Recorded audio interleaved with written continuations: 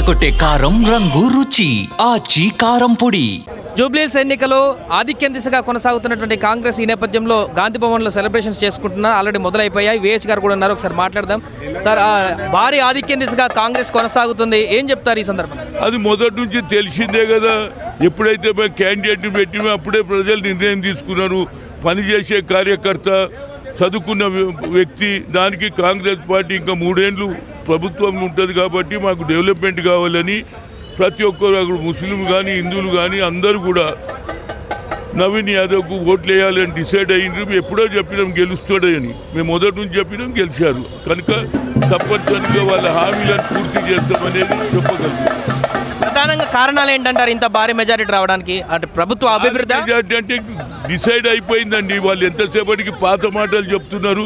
ప్రజలు వీళ్ళ మాటలు నమ్మలేదు. తప్పనిసరిగా కాంగ్రెస్కే వేయాలని నిర్ణయం జరిగింది కాబట్టి ఎవరు చెప్పినా పెడదోని పెట్టిండ్రు. అభివృద్ధి చేసే నాయకునికి ఓటు వేయాలని కాంగ్రెస్కు ఓటేసి గెలిపించారు. ఇప్పుడు ఎంత మెజారిటీ వచ్చే అవకాశం ఉంది అనుకుంటున్నారు సార్? ఇప్పుడు ఆల్రెడీ 10,000 దాటి మెజారిటీ నడుస్తుంది. ఎంతవరకు మెజారిటీ రావచ్చు అనుకుంటున్నారు? ఇక అదే నేను ఎట్లా చెప్తాను, ఓటర్ల మెజారిటీ ప్రజలు ఇప్పటికే నిర్ణయించుకుని ఇంకెక్కువ ఓట్లు వస్తాయి అనేది నా ఉద్దేశం. అదే ప్రస్తుతం ఇక్కడ విహెచ్ గారు చెప్తుంది ఏంటంటే పూర్తిగా మెజారిటీ, భారీ మెజారిటీతో కాంగ్రెస్ చేసినటువంటి అభివృద్ధి అంటూ కూడా చెప్తున్నారు. ఇక్కడ కొన్ని పోస్టర్లు కూడా పెట్టడం జరిగింది కాంగ్రెస్ సంబంధించిన నేతలు. అన్న, ఎట్లా అనిపిస్తుంది జూబ్లీహిల్స్లో భారీ మెజారిటీ తీసుకపోతుంది? అన్న, ఇది రేవంత్ అన్న అడ్డా. కాంగ్రెస్ పార్టీ అంటేనే రేవంత్ అన్న. ఖచ్చితంగా రేవంత్ అన్న రప్ప ఆడిచ్చేస్తాడు. ఇక 2029లో కూడా ఇదే రిపీట్ అవుతుంది.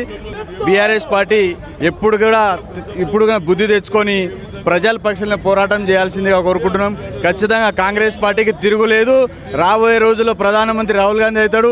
ఇక్కడ కూడా రేవంత్ అన్న ఆధ్వర్యంలో ఖచ్చితంగా 100కు 100 సీట్లు మేము గెలిచిస్తామని చెప్పి మేము ఈ సభాముఖంగా చెప్పుకుంటున్నాం. మీరు చెప్పండి అన్న, ప్రధాన కారణాలు ఏంటంటారు జూబ్లీహిల్స్లో ఇంత భారీ మెజారిటీ రావడానికి? ఏదైతే వీళ్ళు అసత్య ప్రచారం చేశారో నవీన్ యాదవ్ గురించి, రౌడీ షీటర్ అని, అదని ఇదని, ఈ రోజు పబ్లిక్ అందరు కలిసి, జూబ్లీహిల్స్ జనాలు అందరు కలిసి బ్రహ్మరథం పడుతున్నారు నవీన్ యాదవ్ గారికి. అదేవిధంగా రేవంత్ రెడ్డి గారి పాలనలో ఏ విధంగా ఉందో జనాలు చూపిస్తున్నారు ఓటు రూపంగా. కాబట్టి రాబోయే రోజుల్లో జిహెచ్ఎంసీ ఎలక్షన్లలో కూడా ఇదే విధంగా ఉంటుంది. ఇదే విధంగా బీఆర్ఎస్ అనేది హైదరాబాద్ కానీ జిహెచ్ఎంసీ కానీ రాష్ట్రం తెలంగాణలో లేకుండా చేస్తారని రేవంత్ రెడ్డి గారు ఇంతకుముందు కూడా చెప్పారు. అదేవిధంగా 20,000 నుంచి 20,000 మెజారిటీ ఏదైతే జూబ్లీహిల్స్ ఉంటుందో సాధిస్తాం. అయితే ఇదే ఇక్కడ ఉన్నటువంటి కాంగ్రెస్ శ్రేణులందరూ కూడా చెప్తున్నారు. పోస్టర్లతోటి ఇక్కడ ప్రదర్శన కూడా చేస్తున్నారు, భారీ సెలబ్రేషన్స్ కూడా కొనసాగిస్తున్నారు. గాంధీ భవన్లో అయితే నవీన్ యాదవ్ గెలుపుకు సంబంధించినటువంటి సెలబ్రేషన్స్ అయితే ఇప్పటికే మిన్నంటిపోయాయని చెప్పవచ్చు.